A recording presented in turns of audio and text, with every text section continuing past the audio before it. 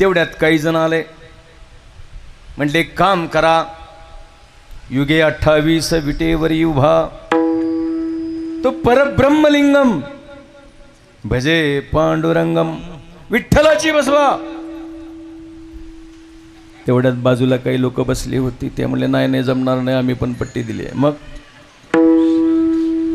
आदिनाथ गुरु सकळ सिद्धांचा महादेवाची बसवा. नीट आहे का?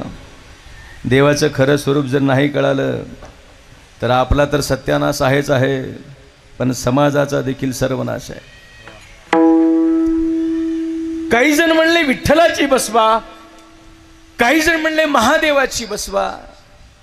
तेवढ्यात काही जण उठले आणि म्हणले मंदिर वही बनाएंगे, म्हणजे आता बनवले, विषयच नाही, भव्य बिव्य बनवले, बरोबर आहे. ते म्हणले गाँव में भी बनाएंगे, इधरच मूर्ती बिठाएंगे.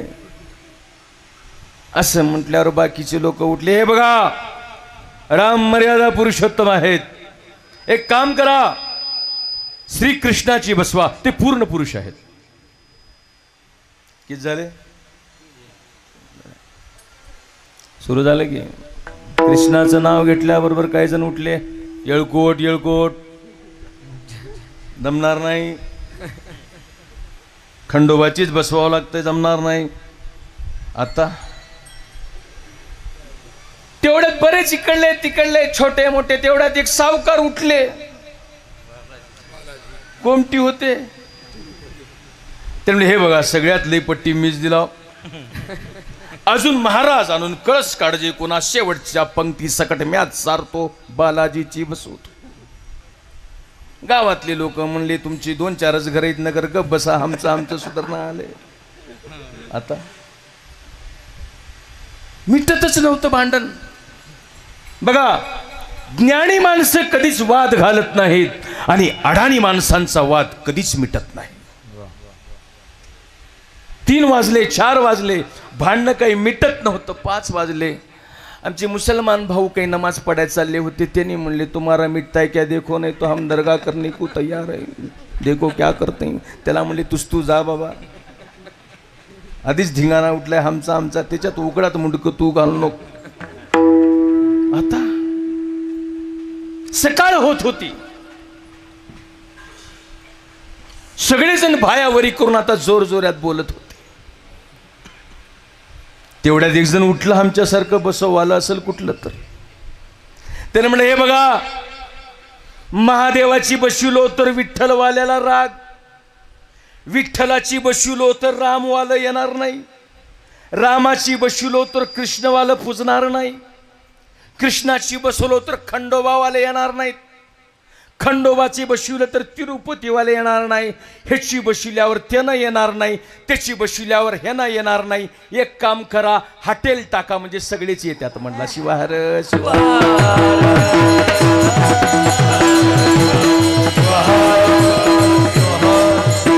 खरं तत्वदेवाचं धर्माचं रहस्य जर कळालं नाही तर ही मंदिरं हॉटेलांपेक्षा मोठी नाहीयेत, बदललेली नाहीत, वेगळी नाहीयेत. ते तत्व सांगणारा गुरु आहे. ज्ञानशक्ती समारूढच तत्वमाला विभूषिता. ज्ञानशक्तीच्या आधारावरती तत्वमालांचं आभूषण घालून तो सांगतो आहे. शोषणम पापपंकस्य दीपणम ज्ञान तेजसा, शंकर म्हणे ओ गिरजे पापलक्षण चिखलजे, त्या ते शोषावया समर्थजे, ते गुरुतीर्थ बोधे. ते गुरुतत्व आहे. लोकांना शहाणं करणारा, खरा देव सांगणारा, खरा मर्म सांगणारं ते गुरुतत्व लक्ष्मण महाराजांना त्यांच्या जीवनामध्ये भेटल्याबरोबर परिवर्तनाला प्रारंभ झाला. पहिल्या चरणामध्ये गुरुप्रसाद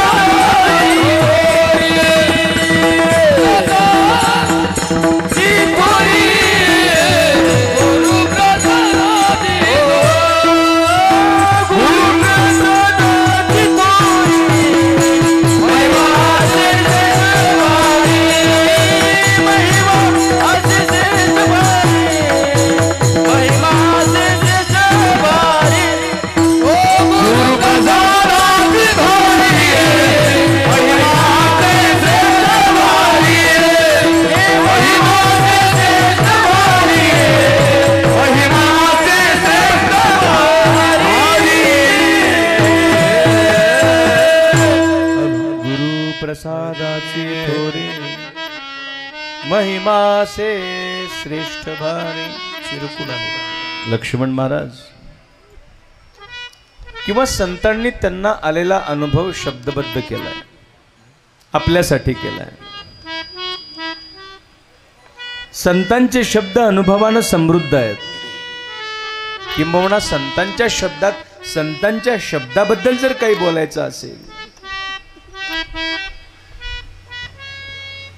तर एवढंच सांगता येईल, जे शब्द सृष्टीचे ईश्वर सबरा भरीत अगोचर निर्लेप मंगल साचार परम वंद्य जय. शब्द सृष्टीचा ईश्वर म्हणतो. एवढेच नाही, बसवलिंग स्वामींनी शब्दांचं महत्व, संतांच्या शब्दाचं, आपले शब्द शब्द नाही. आपण जर बोललो तर कोर्ट म्हणते ॲफिडेविट करून दे, भरोसा नाही बदलून पडशील, लिहून दे शपथपत्रावर, ॲफिडेविट करून दे. संतांच्या शब्दाला ॲफिडेविटची आवश्यकता नाही. बसवलिंग स्वामींनी म्हणलंय, बसवलिंग म्हणे ब्रह्म जे निर्गुण ते केले सगुण शब्द बळे. तुका म्हणे आम्हा शब्दाचाही देव, तुका म्हणे आम्हा शब्दाचाही देव, तुका म्हणे आम्हा शब्दाचाही देव, तुका म्हणे आम्हा शब्दाचाही देव, तुका म्हणे आम्हा शब्दाचाही देव, तुका म्हणे आम्हा शब्दाचाही देव,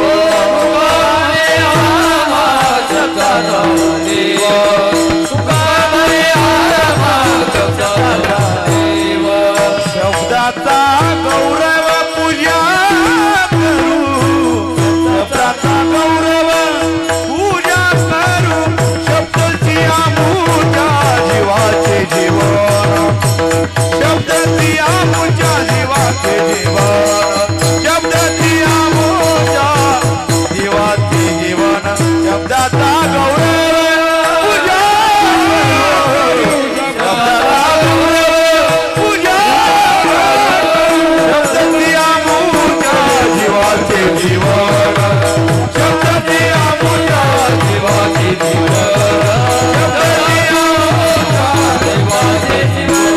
तुका म्हणे आम्हा शब्दाचाही देव, शब्दाचा गौरव पूजा करू,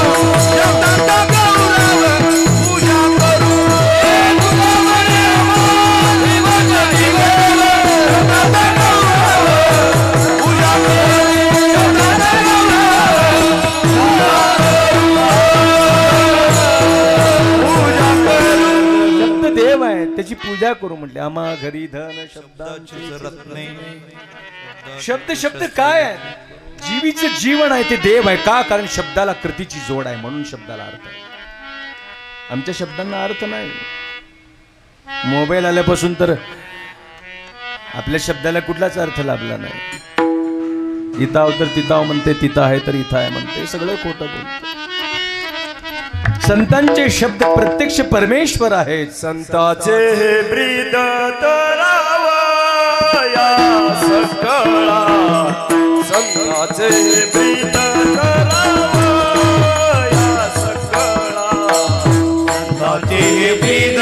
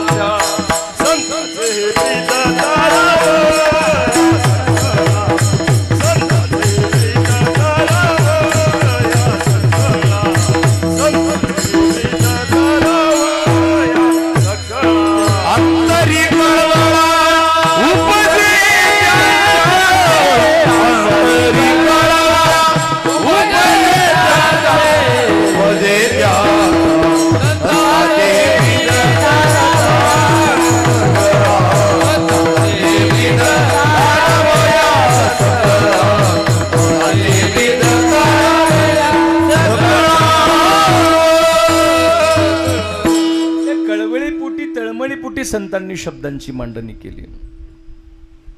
आणि लक्ष्मण महाराज ग्रस्ती संत आहेत. कारण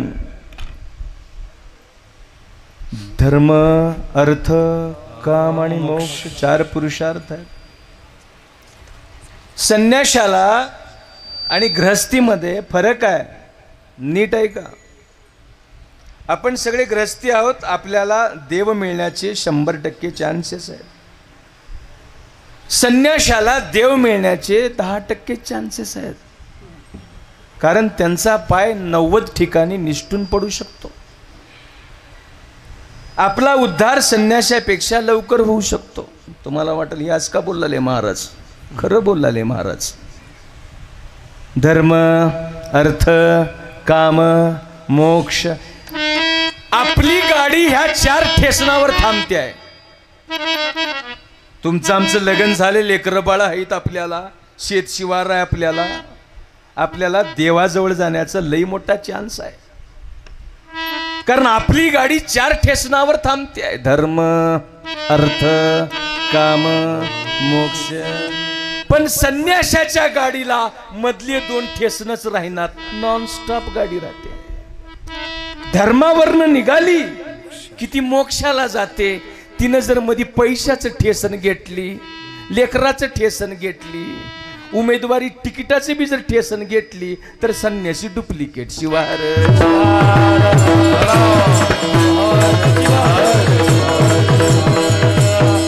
आणि म्हणून संतांनी संन्याशासाठी नाही, गृहस्थींसाठी संत साहित्य निर्माण केलं. संन्याशांना आहे, शास्त्र आहेत, वेद आहेत, उपनिषद आहेत, पुराण आहेत, बसा वाचत. पण आम्हाला वेळ नाही. बायको आहे, लेकरू आहे, शेत आहे, नोकरी आहे, रीतिरिवाज आहे, सोयरे धायरे, सगळे सोयरे, सगळेच आहेत आपल्याला.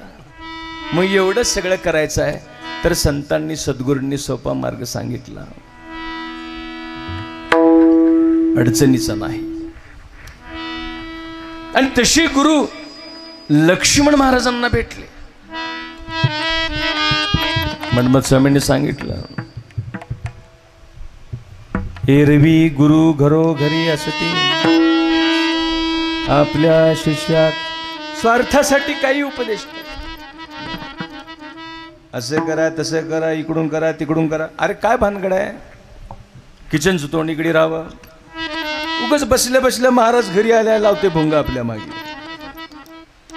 आपण काहीतरी बरं पडल म्हणून महाराज लोकाला घरला आणताव. ते कुठं घरात आल्या आल्या म्हणते किचनचं तोंड इकडे राहणे. अरे महाराज इसका पाकिट प्लेयर आहेस. किचनचं तोंड इकडे राहणे, बेडरूमचं तोंड इकडे राहणे, हॉलचं तोंड इकडे राहणे. ह्याच्यानं काय होतंय? वास्तुशास्त्राच्या नावावरती दरोडे टाकणारे लोक समाजामध्ये फिरत आहेत. लक्षात घ्या. छत्रपती शिवरायांनी वास्तुशास्त्र बघून गडकिल्ले निर्माण नाही केले.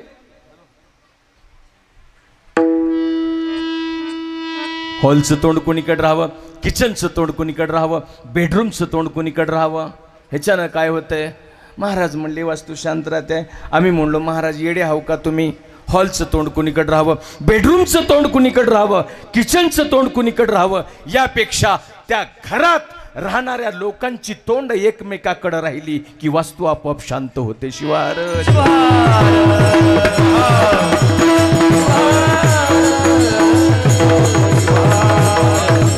हे सद्गुरूंचं रूप आहे. अज्ञान काया जाळणं, प्रकृती काया संपवणं, ज्ञान कायेत त्याचं रूपांतर करणं, मांसपिंडाला मंत्रपिंड बनवणं हे सद्गुरूंचं काम आहे. आणि ते सद्गुरू लक्ष्मण महाराजांना भेटले भाग्य आहे. सगळ्यांनाच भेटते असं नाही. बरं सगळ्यांनाच भेटते असं नाही. 400 वर्षानंतर लिंगायतांना भेटलं. बसवण्णांच्या नंतर 400 वर्षांनी मन्मथ स्वामी भेटले. मन्मथ स्वामी नंतर 400 वर्षांनी राष्ट्रसंत भेटले. आता त्या खुर्चीवर कोणीही बसेल, कोणीही धंदा करेल, कोणीही व्यवसाय करेल, कोणीही व्यापार करेल, कोणीही पावत्या फाडेल, पण शिवलिंग शिवाचार्यांच्या दाढीच्या केसाची बरोबरी कुठल्याही जगद्गुरूला येणार नाही. शिवार शिवार.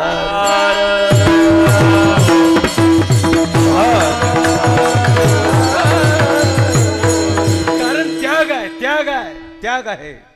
ते सद्गुरू भेटले लक्ष्मण महाराजांना आणि त्यांनी लिहिलं गुरु प्रसादाची थोर. गुरु तत्व आहे, गुरु मानव नाही, गुरु माणूस नाही. कारण माणसाला मर्यादा आहेत, माणसाचं पतन निश्चित आहे, पण गुरुला नाही. गुरु तत्व म्हणून स्वीकारलं. बघा आमच्यात तर हे तत्व आहे. गुरु लिंग आणि जंगम 3 तत्व विशेष करून सांगितलं. कोरोना आला, कोरोना आल्याबरोबर विमानं बंद झाली. कोरोना आला म्हटल्याबरोबर रेल्वे बंद झाले. कोरोना आला एसट्या बंद झाल्या. कोरोना आला भाजी मंडई बंद, मार्केट यार्ड बंद, सराफ लाईन बंद, आडत लाईन बंद, कापड लाईन बंद. कोरोना आला बाजारपेठ बंद. कोरोना आला शाळा महाविद्यालय बंद.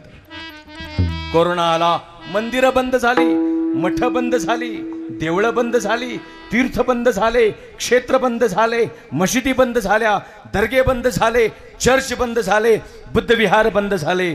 कोरोना आला 4 धाम 12 ज्योतिर्लिंग बंद झाले, पण लिंगायतांच्या गळ्यातली इष्टलिंग पूजा मात्र बंद झाली नाही.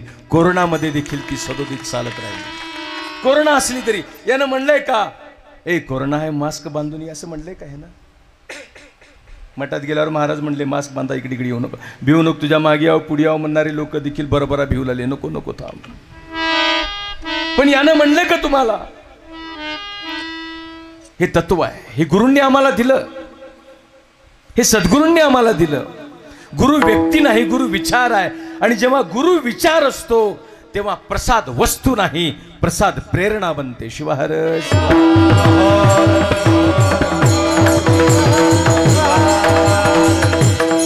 तशी गुरु लक्ष्मण महाराजांना भेटले. गुरु प्रसादाची थोरी महिमा से श्रेष्ठ भारी.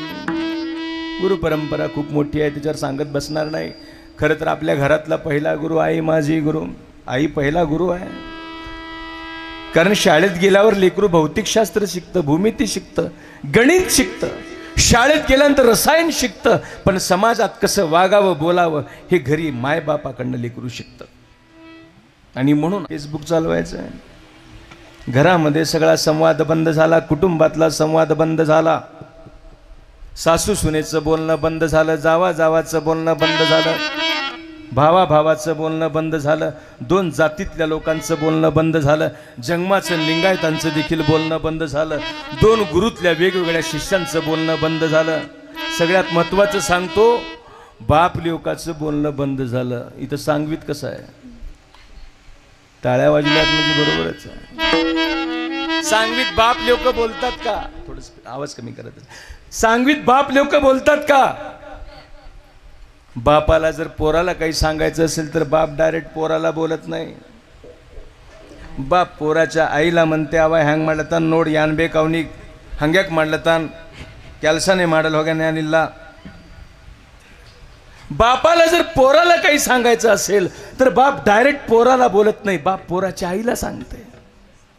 आणि लेकराला जर बापाला काही सांगायचं असेल तर पोरग बापाला बोलत नाही, मम्मीला म्हणते, मम्मी पप्पा हिंग मांडला खेळायला, हंग म्हणलं तर हिंग म्हणत हंग म्हणत असं करायचं तसं करायचं.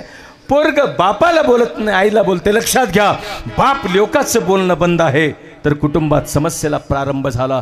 ज्या दिवशी तुमच्या माझ्या घरात आईचं आणि मुलाचं बोलणं संवाद बंद होईल, समाजाचा सर्वनाश होईल. शिवार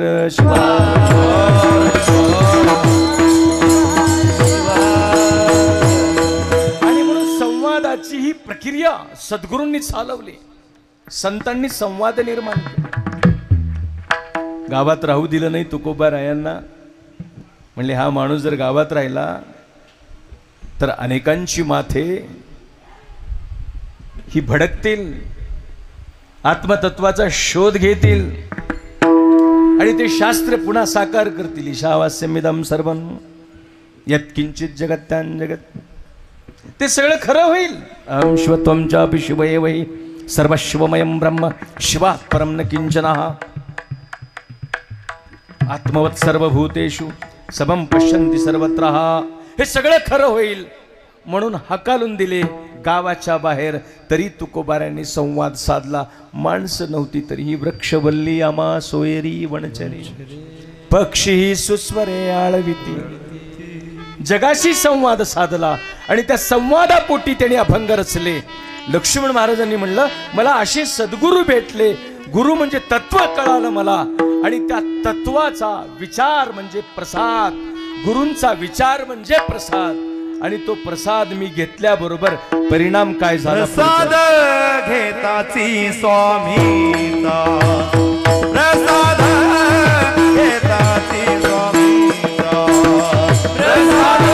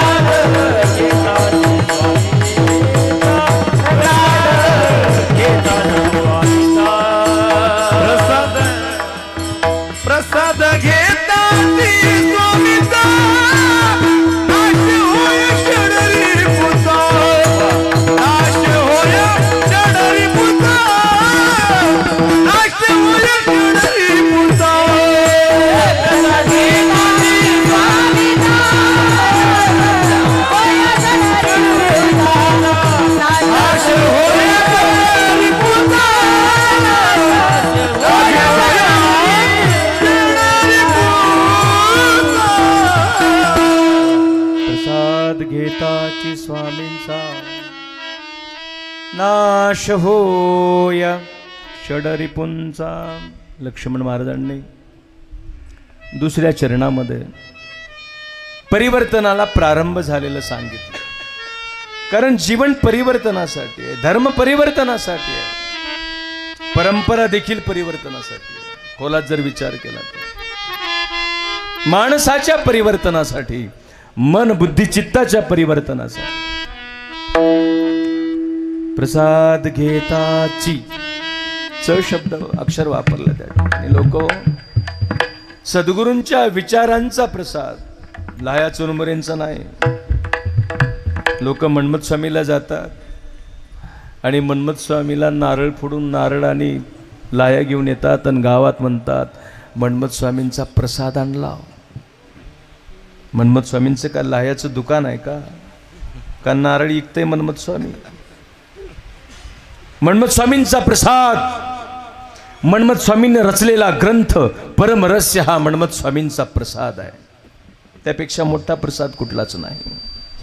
शिवदासांनी लिहिलेला शिवपाठ हा शिवदास माऊलींचा प्रसाद आहे. त्यापेक्षा कुठलाही प्रसाद मोठा राहू शकत नाही. ज्ञानेश्वर माऊलींनी रचलेली अमृताच्या ही पैजा जिंकणारी, ब्रह्मविद्येचा सुकाळ करणारी ज्ञानेश्वरी हा ज्ञानदेवांचा प्रसाद आहे. त्यापेक्षा मोठा प्रसाद होऊ शकत नाही. गाथा तुकोबारायांचा जिवंत प्रसाद आहे. त्यापेक्षा मोठा प्रसाद राहू शकत नाही. आणि तो प्रसाद मी सेवन केला. लक्ष्मण महाराजांनी सांगितलं, प्रसाद घेताची स्वामीचा. स्वामी कोण? स्वामी आडनाव नाही, स्वामी जात नाही. ज्याचा मी समाप्त झालेला आहे तो स्वामी आहे. ज्याचा मी समर्पित झालेला आहे तो स्वामी आहे. त्या स्वामींचा मी प्रसाद घेतला, विचार घेतला माझ्या सद्गुरूंचा. नाश होया षडरिपुंचा. लक्ष्मण महाराजांनी म्हणलं मी तो प्रसाद विचारांचा घेतला लोक हो. आणि विचारांचा प्रसाद घेतल्याबरोबर प्रसाद घेताची ताबडतोब क्रांती व्हायला फार वेळ लागत नाही. हा, क्रांतीच्या वातावरणाची निर्मिती होण्यासाठी वेळ लागते, पण क्रांती होण्यासाठी फार वेळ लागत नाही. हजारो वर्षाचा अंधार जरी गुहेत असला तरी प्रकाश तेजाळल्याबरोबर, ठिणगी पेटल्याबरोबर एका निमिषार्धामध्ये जसं अंधार पळून जातो, अंधार पळून जात नाही, अंधाराचंच रूपांतर प्रकाशामध्ये होतं. तद्वत लक्ष्मण महाराजांनी म्हटलं मला विचार कळाले, धर्म कळाला. आणि विचार कळाल्या बरोबर प्रसाद घेताची स्वामींचा लगेच नाश होया षडरिपुंचा. माझे 6 शत्रू आहेत आणि त्या 6 शत्रूंचा नाश झाला. त्याच्यातला सगळ्यात खतरनाक शत्रू कोणता आहे तो पुढच्या चरणामध्ये लक्ष्मण महाराज.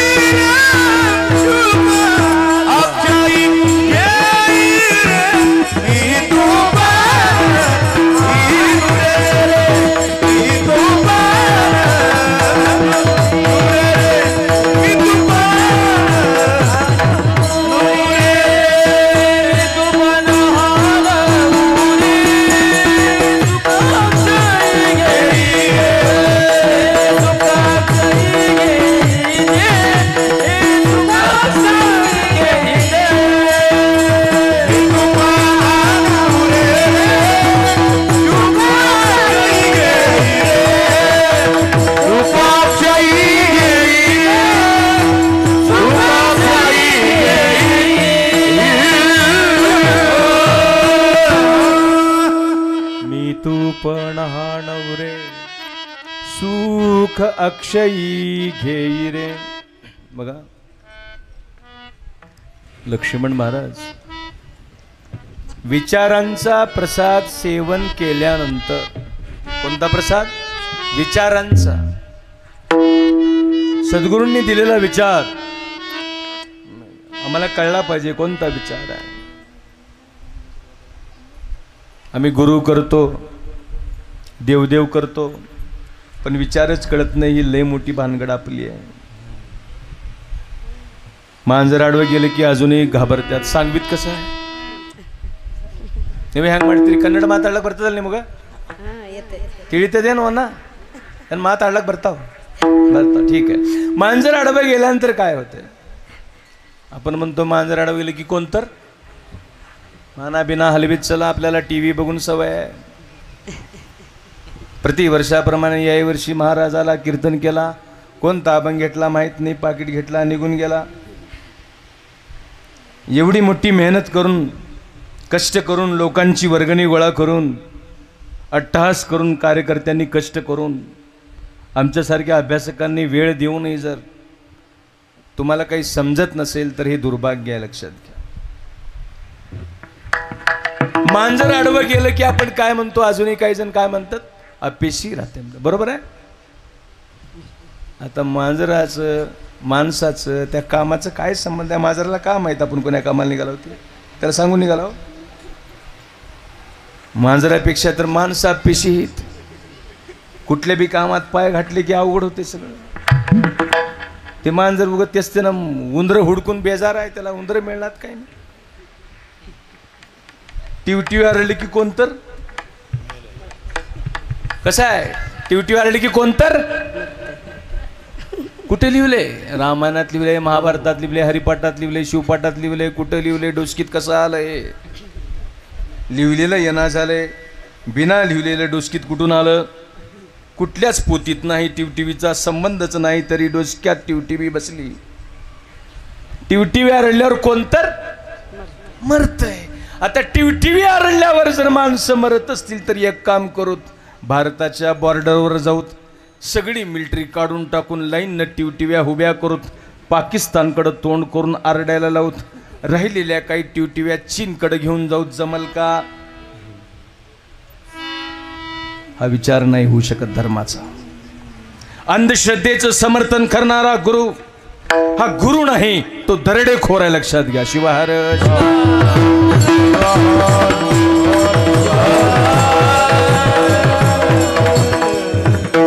कर्माला प्रतिष्ठा देणं, मेहनतीला प्रतिष्ठा देणं हे सद्गुरूंचं काम आहे.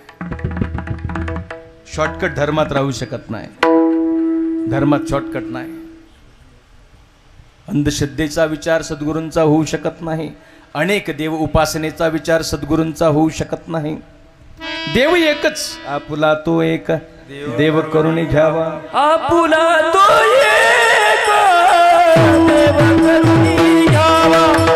आपुला तो एक देव करून घ्यावा. आपुला तो एक देव करून घ्यावा. आपुला तो एक देव करून घ्यावा. तिने विना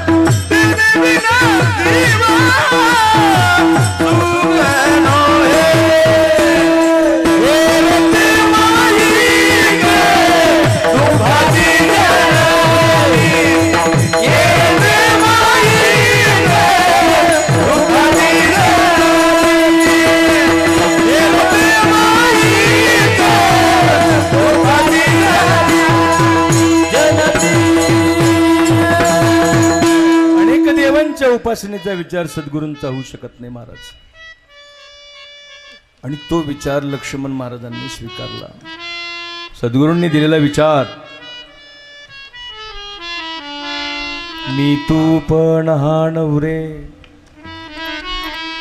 तो विचार स्वीकारल्याबरोबर परिवर्तनाला प्रारंभ झाला. 6 शत्रू गेले आणि सगळ्यात मोठा शत्रू तो मी आहे म्हणून सांगितलं.